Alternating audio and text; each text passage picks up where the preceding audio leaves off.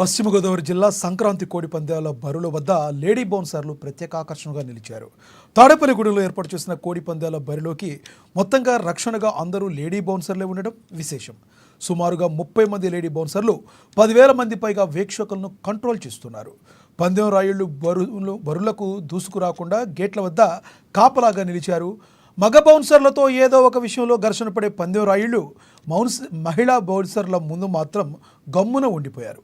ఇక ఇదే విషయం గురించి మరింత సమాచారం మా ప్రతినిధి మురళి అందిస్తారు.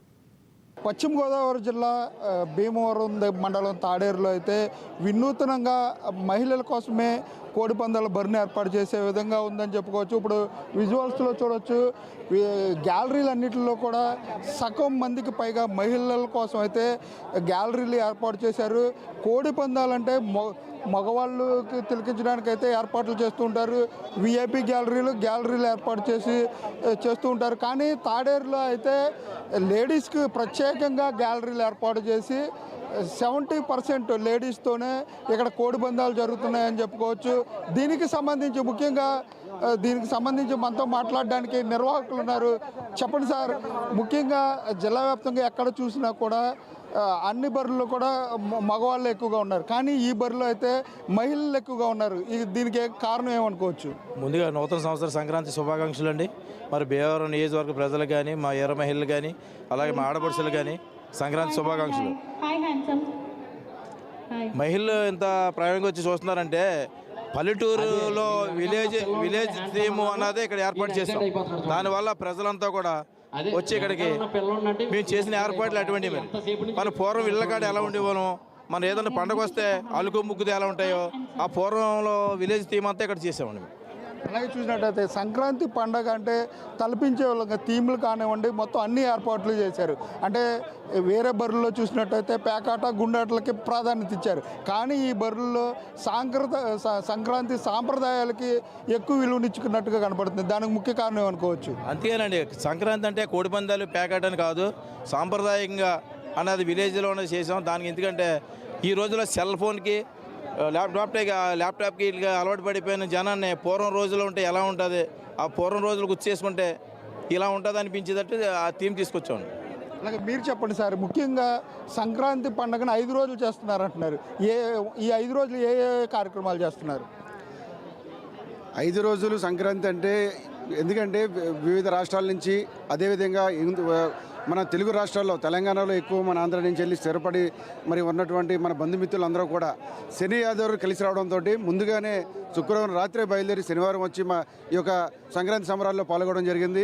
వాళ్ళందరూ కూడా ఇక్కడ ఏర్పాటు చేసినటువంటి సాంస్కృతిక కార్యక్రమాలు కానివ్వండి, క్రీడా పోటీల్లో కూడా వాళ్ళ పిల్లలు, తల్లులు కూడా వాళ్ళందరూ కూడా లేడీస్కి సంబంధించి సైక్లింగ్ అని, రన్నింగ్, లెమన్ స్పూన్ అని ఇటువంటి యాక్టివిటీస్ అన్నీ కూడా పిల్లలకేమో రన్నింగ్ రేసులు, డ్రాయింగ్, ఇవన్నీ అన్ని యాక్టివిటీస్ కూడా మరి పెట్టడం జరిగింది.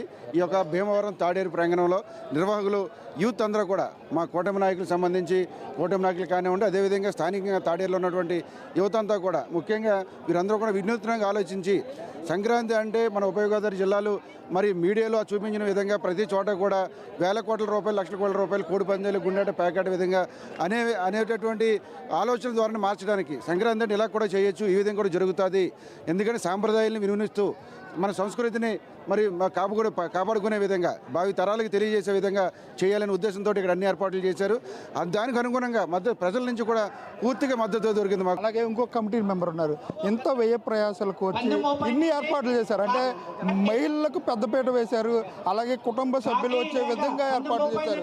ఈ ఏర్పాట్లు చేయడానికి గల ముఖ్య కారణం ఏమనుకోవచ్చు? ఇప్పుడు తెలుగువారికి సాంప్రదాయబద్ధమైన సంక్రాంతి పండుగ చాలా పెద్ద పండుగ మన జీవితంలో.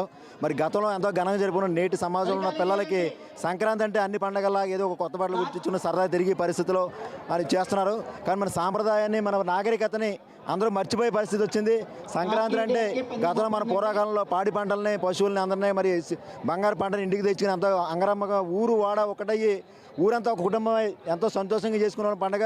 అటువంటి నాగరికత కనుమరుగైపోయే పరిస్థితి ఉంటే సంక్రాంతి అంటే ఎలా ఉంటుంది, ప్రజలందరికీ తెలియపరిచే విధంగా మేము ప్రత్యేకంగా ఒక విలేజ్ వాతావరణం ఏర్పాటు చేసి, అలాగే సంక్రాంతి 13వ తారీఖున స్టార్ట్ అవుతుంటే మేము గత ముందు 3 రోజుల నుంచి కూడా సాంస్కృతిక కార్యక్రమాలు, ఆటల పోటీలు, పెద్ద చిన్న ఆడమగ అందరికీ కూడా చక్కని కార్యక్రమాలు ఏర్పాటు చేసాం.